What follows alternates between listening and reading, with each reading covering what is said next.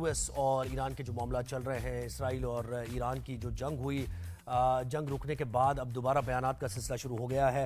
अच्छा, जब ये जंग हो रही थी तो उस दौरान तो हमेशा से ईरान के ऊपर यूएस की तरफ से और यूरोपीय यूनियन की तरफ से यही एक बड़ा कांस्टेंट वॉच है। वो ये कहते हैं कि न्यूक्लियर एनरिच कर रहे हैं ये, और ये न्यूक्लियर बॉम्ब की तरफ जा रहे हैं, तो हमें इनको रोकना है।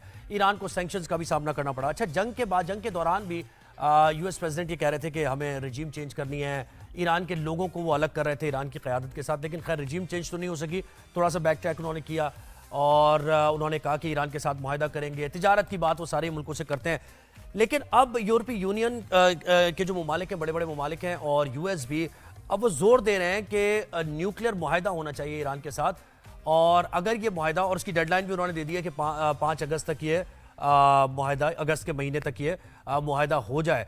और अगर ऐसा नहीं होता, यानी ईरान इस मुआहदे पर अग्री नहीं करता, तो फिर ईरान के ऊपर 2015 वाली जो सैंक्शंस थी, उससे पहले वाली वो सैंक्शंस दोबारा लगा दी जाएं। अच्छा, इन सैंक्शंस के मामले पर और मुआहदे से मुताल्लिक ईरान का तो वाज़ेह तौर पर मौक़िफ़ सामने आ गया। उन्होंने कहा कि अगर हमें रोका गया, क्योंकि हम हमेशा, ईरान का मौक़िफ़ यही है ओवर द ईयर्स, आप देखें उन्होंने कहा है कि पॉजिटिव पर्पसेस के लिए ही हम इस्तेमाल कर रहे हैं अपनी ये जो एनर्जी है, और न्यूक्लियर एनरिच करना हम छोड़ेंगे नहीं। मुआहदे से अगर आप ये चाह रहे हैं कि हम रोक देंगे, तो हम इसको रोकेंगे नहीं। मुआहदा ख़त्म हो जाएगा, लेकिन हम इस मामले को रोक नहीं सकते हैं, और वो जंग के तौर पर तस्वुर किया जाएगा। और जैसे रिटेलिएट किया ईरान ने, वो आप सबने देख ही लिया कि इसराइल का बड़ा नुकसान हुआ। तो इस बदलती सूरत हाल में फिर रशिया का किरदार, और फिर चाइना, और फिर भारत का किरदार, इस बदलती सूरत हाल पर ज़रा हम तज्जिया लेंगे। हमारे साथ मौजूद हैं ईरानी जर्नलिस्ट जॉन हुसैन साहब। जॉन साहब, बहुत शुक्रिया, आपने वक्त दिया राइजिंग शाइन में। सुबह सवेरे उठ के आना पड़ा आपको। कैसे आप? ठीक ठाक हैं? Thank you for having me, बहुत अच्छा लगा। Thank you. अच्छा, आगाज़ गुफ्तगू का ऐसे ही करते हैं कि ये जंग के बाद हम ये समझ रहे थे कि ज़रा वाटर, थोड़ी सी सूरत हाल ज़रा न्यूट्रलाइज होने जा रही है, या फिर मुज़ाकरात की तरफ बढ़ रहे हैं। लेकिन अब ये हालिया बयानात कि डेडलाइन का आ जाना, और फिर ईरान ने बड़े सख्त बयानात इस डेडलाइन पर देना, किस तरफ सूरत हाल जाती देख रहे हैं आप? देखिए, सूरत हाल बड़ा इंटरेस्टिंग सवाल है ये। सूरत हाल जो मैं जाता हुआ देख रहा हूँ, ये देख रहा हूँ कि कभी भी ईरान के ऊपर से प्रेशर नहीं हटेगा, क्योंकि जो असल मकसद है यूनाइटेड स्टेट्स का और इसराइल का और पूरी वेस्टर्न पावर्स का, वो ईरान की गवर्नमेंट को चैलेंज करना है, ईरान के जो सिस्टम है उसको चैलेंज करना है। क्योंकि जो रेवोल्यूशन है ईरान की, वो काफ़ी थ्रेटनिंग है यूनाइटेड स्टेट्स के लिए, क्योंकि जाहिर सी बात है यूनाइटेड स्टेट्स ने डिक्टेटर्स को इतना सपोर्ट किया हुआ है, पूरे रीजन के अंदर कंट्रोल मेंटेन करना चाहता है, और ईरान इसके स्टॉन्चली खिलाफ है। तो ये प्रेशर तब तक नहीं रुकेगा जब तक ये इसको डिसमेंटल नहीं कर देते कम्प्लीटली। या तो सपोर्ट का, जो रेवोल्यूशनरी सपोर्ट है उसका डिसमेंटल नहीं कर देते, या तो जब तक ईरान की गवर्नमेंट चेंज नहीं हो जाती, जो कि दोनों केसेस आपके सामने कि क्या हुआ है। रेजिम चेंज की जो बात करते हैं, तो बहरहाल इस चीज़ को अभी कह रहे हैं कि 2 महीने बाद दोबारा, 2 महीने के अंदर अंदर दोबारा अटैक हो सकता है इसराइल की तरफ से, क्योंकि नेतन्याहू के ऊपर प्रेशर बहुत है। अपनी लोकल जो उनकी ट्रायल्स हो रहे हैं, अभी जो ट्रायल एक्सटेंड हुआ था वो भी इसी बुनियाद पर हुआ था कि ईरान के साथ बिजी हैं नेतन्याहू साहब। तो इस चीज़ के ऊपर बेसिस बना के हो सकता है दोबारा इसराइली गलती करे अटैक करने की। वो तो खैर करे, लेकिन मुझे बताएं, ईरान ने तो जिस तरह रिटेलिएट किया, जवाबी कार्रवाई की, सबने दुनिया ने देख ली, और वो तो इसको ये समझते ही नहीं। अगर उनका जितना भी नुकसान हो रहा है, वो ये कहते हैं कि भाई हम तो अब जंग कर रहे हैं, और हक और बातिल की जंग है जी। एक कॉन्सेप्चुअली यही चीज़ है ना वहाँ पर।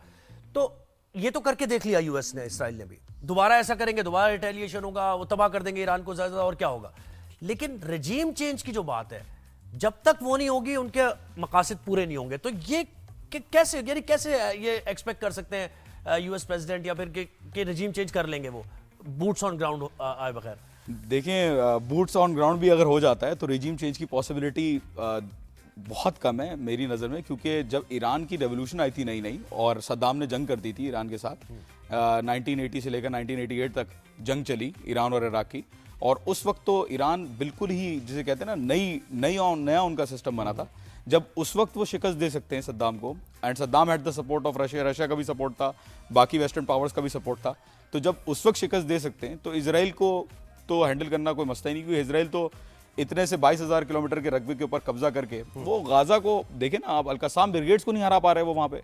तो क्या बूट्स ऑन ग्राउंड करके यूनाइटेड स्टेट्स अगर आ भी जाए तो बूट्स ऑन ग्राउंड पे क्या फर्क हो जाएगा? कोई फर्क नहीं पड़ेगा। यानी वो अफगानिस्तान वाली सूरत हाल और वो जो उन्हें फेस करना, अफगानिस्तान की सूरत हाल तो अलग है, देखें ईरान और अफगानिस्तान बहुत अलग है। वो तो है, फर्क है ज़ाहिर है। लेकिन देखिए ईरान लेकिन आखिरकार रिट्रीट करना ही पड़ा ना, मैं उस कॉन्टेक्स्ट में रिट्रीट करना ही पड़ा बिल्कुल। अगर आते हैं तो एंट्री भी नहीं मिलेगी उनको, क्योंकि जो पब्लिक सपोर्ट है फॉर द गवर्नमेंट और पब्लिक सपोर्ट है फॉर द रेवोल्यूशनरी सिस्टम वो बहुत ज्यादा है। वॉलंटियर्स इनके पास कहते हैं कि 16 लाख तक के करीब अनऑफिशियली कहा जाता है कि वॉलंटियर्स हैं, और मिलिट्री ट्रेनिंग मैंडेटरी है ईरान के अंदर कि आपको मिलिट्री ट्रेनिंग करनी है। अच्छा, मुझे बताएं कि अब हिकमत अमली के तौर पर अगर देखा जाए ईरान की ये जो मतलब कहा जाता है, और इस तरह के बहुत से लोग ये कहते हैं कि भाई प्रॉक्सीज चल रही हैं और गाजा में जो सपोर्ट है, फ़लस्तीनियों को जो सपोर्ट है हिजबुल्लाह के ज़रिए और दीगर लबनान वगैरह, तो ये ईरान पर इस अटैक से एटलीस्ट ये अचीव उन्होंने कर लिया कि ये टेंटिकल्स ईरान के यहाँ तक अभी नहीं आ पा रहे हैं और उन्हें बड़ा आसान हो गया है कि गाजा एक बड़ा बहुत ज़्यादा वल्नरेबल हो गया। तो क्या ऐसी सूरत हाल बनती हुई देख रहे हैं आप? जीरो सम गेम में फायदा जहां हो रहा है एक पार्टी को, दूसरी को नुकसान हो रहा है, वहीं पे काउंटर बैलेंस भी देखना होता है किस तरीके से बन रहा है। देखिए बिल्कुल बात सही है कि ईरान की कहीं ना कहीं इफेक्ट हुआ है, हिजबुल्लाह के ऊपर भी इफेक्ट हुआ है, सीरिया के ऊपर भी इफेक्ट हुआ है, क्योंकि सीरिया के अंदर भी गवर्नमेंट चेंज हो गई। But at the same time, लेकिन वो चेंज होने के बाद अटैक हो गया, वो ये हैरान को नहीं है? बिल्कुल देखें, अपनी government at the same time realisation जो यमन में आप हुतियों को देख लें कितना स्ट्रांगली यूनाइटेड स्टेट्स ने तो बोल दिया ना हुतियों को कि आप अपना देखें, हम अपना देखेंगे, आप हमें अटैक नहीं करें, हम आपको अटैक नहीं करेंगे 2024 में। और अभी भी सीरिया का देख लें किस तरीके से इजराइल ने सॉवरेंटी वायलेट की है सीरिया की, और किस तरीके से धोखा दिया है शर्रा साहब को। तो बदलती रहती हैं ये चीज़ें, लेकिन बहरहाल ईरान का जो इन्फ्लुएंस है रीजन के अंदर वो आई थिंक कम नहीं हुआ है अभी भी, किसी हद तक और ज़्यादा मजबूत सपोर्ट आना शुरू हो गई और ग्रुप्स दोबारा रीएक्टिवेट हो रहे हैं रीजन्स के अंदर। और आई वुड से कि ये चीज़ आगे वक्त ही बताएगा कि कितने लॉन्ग टर्म ट्रांजिशन होता है ईरान की पावर में इन द रीजन। लेकिन टेंटिकल्स जो आप कह रहे हैं, टेंटिकल्स का आई डोंट थिंक डिसमेंटलिंग हुई है, इवन दो हिजबुल्लाह को नुकसान हुआ है, इवन दो बशार अल असद जो है वहाँ से चले गए, हुतीज ने काउंटर बैलेंस कर दिया। सऊदी अरब के साथ दोस्ती अच्छी हो गई ईरान के साथ। ईरान पहले आइसोलेटेड था बहुत ज़्यादा, लेकिन अब ईरान का जो इंटरनेशनल सपोर्ट है वो बहुत तेज़ी से बढ़ रहा है। लेकिन आप समझ रहे हैं सऊदी अरब के साथ वाकई, क्योंकि देखें ना कि इसराइल को इब्राहिम अकॉर्ड, इसराइल को तस्लीम करना, डोनाल्ड ट्रंप जब सऊदी अरब आए और वो सारा आपने देखा, यूएई में मनाजिर देखे सारे, तो ये है प्रैक्टिकल बात है। अक्सर हम देख, ये हो नहीं सकता, मुमकिनात में से नहीं। बिल्कुल आप सही कह रहे हैं, थियोरेटिकली बिल्कुल समझ में देख सकते हैं कि हाँ ठीक है बातचीत हो रही है, लेकिन अब प्रैक्टिकली भी पब्लिक का प्रेशर भी तो मैटर करता है। आप ये देखें सऊदी अरब, वो इनलाइटेड मॉडरेशन की तरफ जो सऊदी चला गया, सऊदी अरब और टर्की, ये मुसलमान ममालिक के जो लीडर के तौर पे भी देखे जाते हैं ना कंट्रीज से। बिल्कुल। क्या प्रेसिडेंट होगा कि गाजा के अंदर मासूम बच्चे, औरतें, खवातीन, मर्द, लोगों को मारा जा रहा है, मैसेकर किया जा रहा है, जेनोसाइड किया जा रहा है? क्या प्रेसिडेंट बनेगा अगर अभी इस वक्त सऊदी अरब इजराइल के साथ नॉर्मलाइज करे रिलेशंस? आई डोंट थिंक कि नॉर्मलाइज करेगा। अगर करता है तो उनके ऊपर परसेप्शन बहुत बुरा आएगा, और यही परसेप्शन है जिसने ईरान और सऊदी अरब को आई थिंक करीब कर दिया एक दूसरे के साथ। तो प्रैक्टिकली भी नजर आ रहा है, सऊदी अरब भी आहिस्ता आहिस्ता समझ रहा है कि उनकी डिपेंडेंसी बहुत ज्यादा हो गई यूनाइटेड स्टेट्स के ऊपर और वेस्ट के ऊपर, और अब ईरान के साथ ताल्लुकात बेहतर करना उनके अपने इंटरेस्ट में, तो प्रैक्टिकली इंटरेस्ट भी मैच करते हैं दोनों के। और ये रशिया के किरदार को आप कैसे देख रहे हैं? फिर चाइना भी जाहिर है इसमें एक है तो बड़ा फैक्टर है। जो मेरी जाती राय है वो ये है कि रशिया और, क्योंकि देखिए मैं इस सवाल को मुकम्मल करूं, यूएस एक बार फिर वही रिपीट हो रहा है, वही एपिसोड रिपीट हो रहा है कि यूएसएसआर को भगाने के लिए यूएस आया, यूएस को निकाला अफगानिस्तान ने, लेकिन यूएस के जो यहाँ स्ट्रेटेजिक जो उसके मफादात है ना, ठीक है, वो जो स्ट्रेटेजिक डेप्थ है उसकी, वो चाहता है कि वह कायम रहे, उसकी वजह से वो दोबारा आया अपना इन्फ्लुएंस चलाने के लिए। लेकिन अब यहाँ पर चाइना बड़ा लीडर हो गया। चाइना का आई वुड से बहुत लीडिंग किरदार है। J-10 जो तैयारे हैं चाइना के, उनको भी खरीदने की अभी बात चल रही है ईरान की। रशिया के साथ भी अभी जो इनका S-400 मिसाइल डिफेंस सिस्टम जो पहले आना था, बहरहाल वो नहीं आया, लेकिन बहरहाल उसके ऊपर भी प्रेशर स्टार्ट हो गया कि वो दें।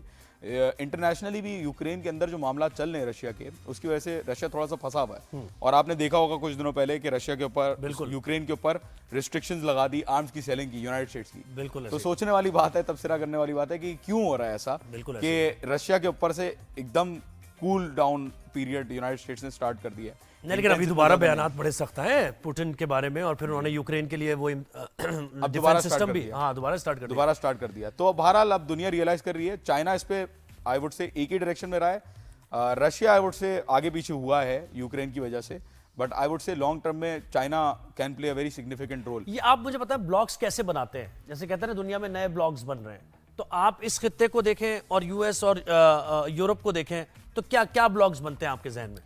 दोस्त का दोस्त है, वही वाली मिसाल यानी है। कैसे? China, Pakistan, China, Russia, Pakistan, Russia, Iran, Iran, ये एक साइड पे, टर्की भी होपफुली आ जाए, सऊदी अरब भी आ जाए, but China, Pakistan, Iran, Russia I would से एक स्ट्रॉन्ग ब्लॉक बनने वाला है, बन रहा है। तो इसमें हिकअप इंडिया नहीं है बीच में? एक बिल्कुल इंडिया है, लेकिन चाइना अब कोशिश कर रहा है कि किसी तरीके से पाकिस्तान, इंडिया और ईरान, इन तीनों का जो थोड़ा सा जो इन्वायरमेंट बन गया है नेगेटिव, उसको किसी तरीके से स्टेबलाइज किया जाए, उसको किसी तरीके से अच्छा किया जाए, ताकि यूनाइटेड रहें अगेंस्ट द इंपीरियल पावर्स। तो आई वुड से देखें, कहीं पे दोस्ती भी होती है दुश्मन ममालिक की। रशिया और US for example nuclear weapons के ऊपर एक तरीके से यूनाइटेड नेशंस में आप कह सकते हैं दोस्त हैं। क्यों? क्योंकि न्यूक्लियर नॉन प्रोलिफरेशन ट्रीटी से 5 कंट्रीज को अलाउ करता है ऑफिशियली कि वो न्यूक्लियर वेपन्स रख सकें। तो आप देखिएगा रेजोल्यूशन जब आएगी तो रशिया और यूनाइटेड स्टेट्स एक साथ बैठे होंगे। जरा मुल्क की वफादार तो ऐसे ही होते हैं, इंटरेस्ट जो। एक चीज मुझे और बताएं कि ये जहन से मेरे अभी बात निकल गई, बड़ी इंपॉर्टेंट बात जहन में आ रही थी। पाकिस्तान के कॉन्टेक्स्ट में हमें बात करना चाह रहा था। पाकिस्तान ने हमेशा देखें इंडिया की तरफ से इन्फिल्ट्रेट होता है, बलूचिस्तान में दरअंदाजी की जाती है और उनके स्लीपर सेल्स काम करते हैं। हमने पकड़ा भी कुलभूषण। इसी तरह ईरान से भी हमने काफ़ी हमें कंसर्न्स है और वो इंडिया के साथ उसके टाइज। तो अब क्या ईरान में जो ये सिनेरियो बना है, इसके बाद रियलाइजेशन आई है पाकिस्तान को लेकर? या देखें, ईरान का दुश्मन है अमेरिका। अमेरिका के साथ हमारी बातचीत अच्छी है। पाकिस्तान और इंडिया के ताल्लुकात बुरे हैं, ईरान और इंडिया के ताल्लुकात अच्छे हैं। इसका आई वुड से बहुत सारे रीजन ये भी है कि इंडिया तेल खरीदता है ईरान से, ऑयल खरीदता है। इंडिया और ईरान के अंदर इन्वेस्टमेंट्स के मुआहदे भी हुए हुए। पाकिस्तान की तरफ भी हाथ बढ़ा हुआ है ईरान का, और पाकिस्तान ने भी अपना हाथ बढ़ाया हुआ है ईरान की तरफ। गैस पाइपलाइन का मुआहदा आपके सामने है। हमारे पास तो शॉर्टेज है, इनफैक्ट अच्छा हो अगर ये प्रोजेक्ट हो जाए, अल्लाह करे। बट उम्मीद यही है कि जो अभी हुआ है उसके बाद पाकिस्तान और ईरान के ताल्लुकात अच्छे होंगे। लेकिन बहुत सारा प्रेशर हमारे ऊपर भी है, पाकिस्तान के ऊपर भी और ईरान के ऊपर, दोनों के ऊपर बहुत सारा प्रेशर है कि किसी तरीके से जो है वो पाकिस्तान भी सैंक्शन से बचना चाह रहा है। और लेकिन पाकिस्तान का जो रोल है वो बहुत पॉजिटिवली देखा जा रहा है ईरान के अंदर। बहुत ज़्यादा सपोर्ट पाकिस्तान ने किया, तशक्कुर का इज़हार भी किया उस वक्त। बिल्कुल, पार्लियामेंट के अंदर आपने देखा कि पाकिस्तान को बिल्कुल अप्रिशिएट किया गया। और पाकिस्तान, अभी पेजिशकियान साहब की वीडियो भी है कि वो उठे और जाके शहबाज शरीफ साहब के साथ बैठ गए। तो बिल्कुल गवर्नमेंट लेवल पे बिल्कुल आई वुड से बड़ी स्ट्रॉन्ग बॉन्डिंग है इस वक्त पाकिस्तान और ईरान के बीच में। एंड आई थिंक ये चीज़ पॉजिटिवली आगे होपफुली प्रैक्टिकली कन्वर्ट। बस मुझे लास्ट में ये बताएं कि मुश्तरका तौर पर क्या मैसेज वेस्ट में जाना चाहिए, यूएस में जाना चाहिए, अमेरिका में जाना चाहिए इस खित्ते के ममालिक का? चले कोई ना हो आपके साथ, तो इस्लामी ममालिक तो एक मुश्तरका तौर पर कोई मैसेज दे सकते हैं ना? मेरे ख्याल में अभी जो मैसेज अमेरिका को जा रहे हैं वो उनकी अपनी आवाम की तरफ से जो है वो इतना ही काफ़ी है कि उनकी अपनी आवाम इतना वोकल हो गई है। यूएस के अंदर इस वक्त बहुत ज़्यादा पोलराइजेशन हो गई है। यूएस के अंदर इस वक्त जो लिबरल फ्रंट है, जो डेमोक्रेटिक फ्रंट है, क्योंकि मीडिया तो जाहिर है सबके पास सोशल मीडिया का दौर है और मीडिया अवेलेबल है, तो आई वुड से कि मैसेज यही जा रहा है कि सुधर जाए, वरना जाहिर सी बात है आपके अपने ही लोग, क्योंकि गाजा के अंदर जो हो रहा है वो छोटी बात बिल्कुल ऐसे नहीं, जेनोसाइड हो रहा है, जाहिर है बुनियादी इंसानी। बहुत शुक्रिया जॉन हुसैन साहब, आपने वक्त दिया और ये सारे खित्ते में जो हालात वाक़यात हैं बहुत ही कम वक्त में सम अप किया आपने। Thank you so much, thank you, शुक्रिया।